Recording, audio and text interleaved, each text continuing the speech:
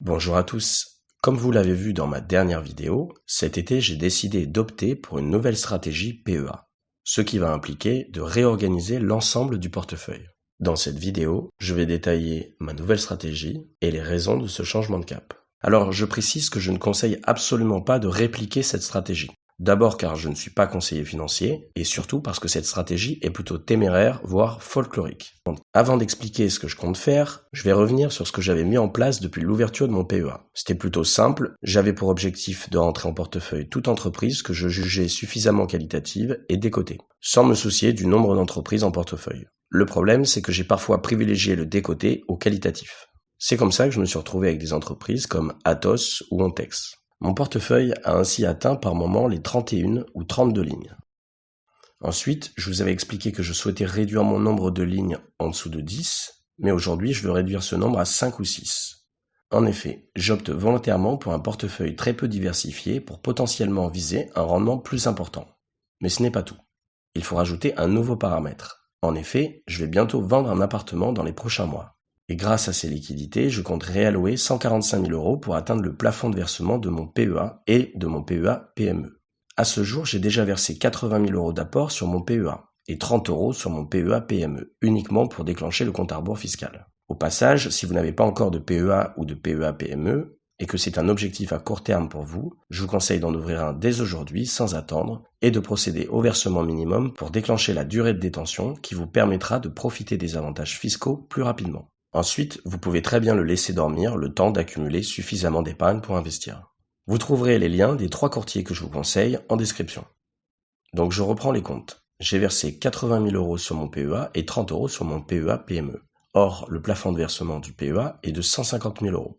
Donc il me reste 70 000 € possibles à verser sur le PEA. Et le cumul des versements du PEA et PEA PME ne doit pas excéder 225 000 €. Ce qui me laisse 75 000 € supplémentaires sur le PEA PME, pour arriver à 225. Je précise qu'on parle des versements, mais votre PEA peut très bien par la suite être valorisé à 500 000 €. C'est pourquoi en toute logique, mon PEA ayant déjà fait 40 000 € de plus-value, devrait dépasser les 150 000 € une fois les 70 000 € versés.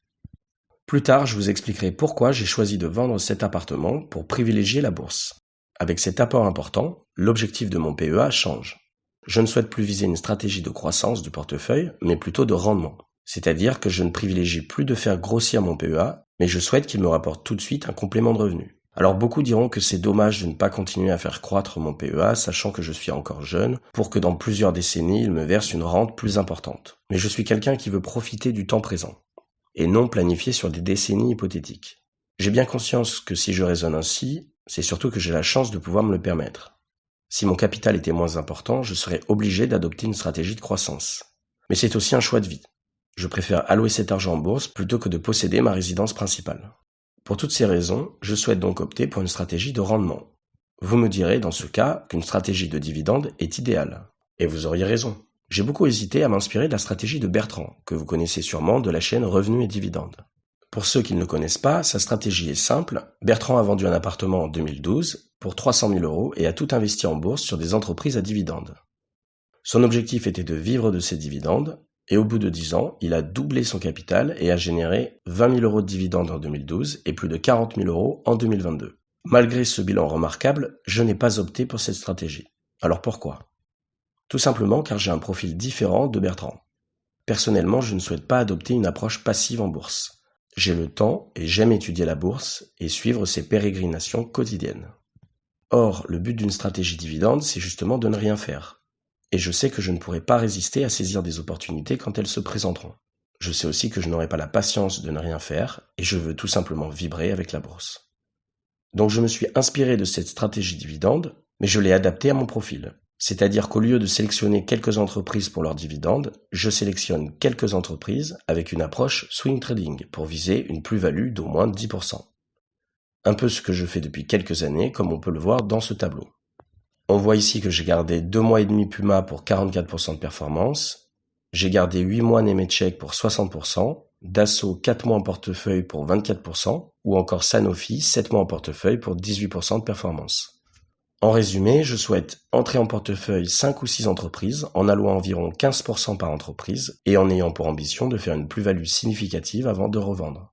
avec 15% sur chaque entreprise, je me dois de rester attentif à leur actualité. Ensuite, j'encaisse la plus-value et je choisis soit de me la verser sous forme de rente, soit de la réinvestir sur une autre entreprise.